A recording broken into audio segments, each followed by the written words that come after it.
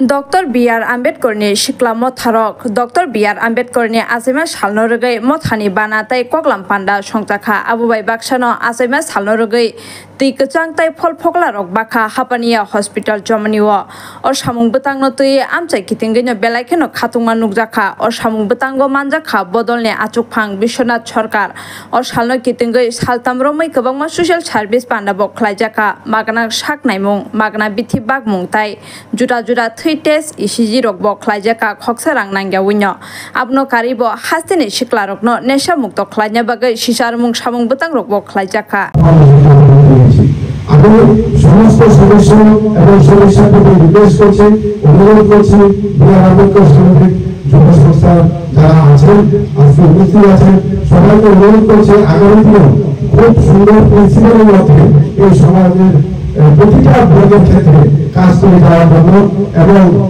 Doctor B.R.. Ambedkar যে নাম সেই নামকে আরো উচ্চতে নিয়ে যাওয়ার জন্য অসংখ্য ধন্যবাদ সবাইকে। আমরা আমাদের সংস্থার পক্ষ থেকে আজকের এই প্রতিষ্ঠা দিবস উপলক্ষে এবং ডক্টর বি.আর. আম্বেদকরের জন্মশতবার্ষিকী উপলক্ষে সমস্ত জনগণকে এবং রাজ্যবাসীকে শুভকামনা জানাচ্ছি এবং আগামীকালকের যে পয়লা বৈশাখের অগ্রিম শুভেচ্ছা এবং ভালোবাসা জ্ঞাপন করছি। কি কর্মসূচি আপনারা আগামী দিনে থাকবে? আমাদের আগামী দিনের কর্মসূচি অ্যাকচুয়ালি সামাজিক কর্মসূচি আমাদের প্রতি বছরই থাকে, কিন্তু আগামী দিনেও সবচেয়ে এখন যে গুরুত্বপূর্ণ কর্মসূচি যে যুব সমাজ নেশার কবলে আসক্ত হচ্ছে তাদেরকে কীভাবে নেশার কবল থেকে ফিরিয়ে যে সামাজিক কাজকর্মের মধ্যে লিপ্ত করা যায় তার প্রয়াসই জারি থাকবে আগামী। আজকে থেকে 22 বছর আগে আমরা ডক্টর বি.আর. আম্বেদকর যুব সামাজিক সংস্থা প্রতিষ্ঠিত হয়েছিল। সেই 22 বছরের যে ছোট্ট ইতিহাস আমি 2-1 মিনিটের মধ্যে তুলে ধরছি।